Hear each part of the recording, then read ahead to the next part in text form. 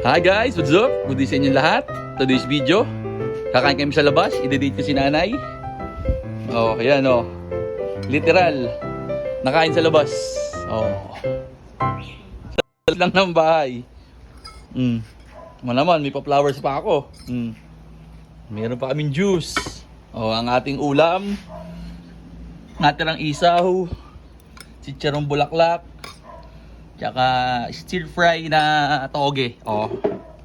Let's eat, nanay. Date na natin to ha. Ito yung date na low budget. Let's go. Let's eat.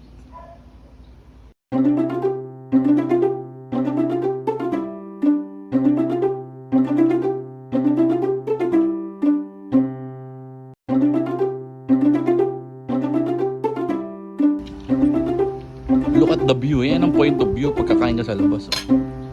Sariwa ang hangin. Magandang kalangitan. Maganda yung katabi mo. Sabay mo kumakain.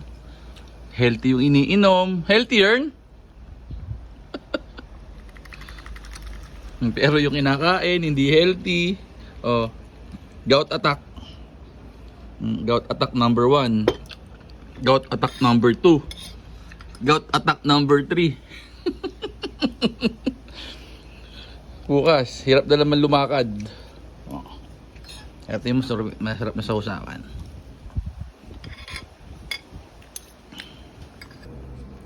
Siyempre, after kumain, kailangan may dessert. Kuha tayo dessert night. Wait lang. Dessert. Kuha tayo dessert. Dito lang, may dessert tayo sa rep. Whoop! Ayan ang dessert to. Mango, apple o grapes. Pamimiliin pa natin kung ano gusto niyang flavor. Ano gusto mong flavor ng dessert? Mango, apple o grapes? Mango, oh. Take the mango. Di ba? Yeah, di ba? Literal na kumain sa labas, oh. Mukhang hindi ata happy yung date ko. Hingi.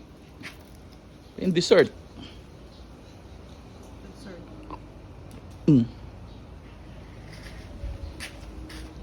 Ito lang ang pangit pag ito ka kumain sa sa labas.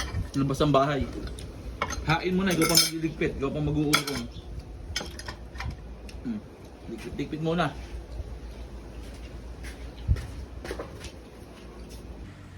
Tapos, ikaw pa mag-uurong. Mayroon din palang disadvantage yung pagkain sa labas ng bahay. Talagang totally tipid. Oh, urong-urong din pag may time. Ito yung pinagainan. Hindi na magliligpit. Galing, di ba? Siyempre, pati pinaglutuan, niligpitin na rin natin.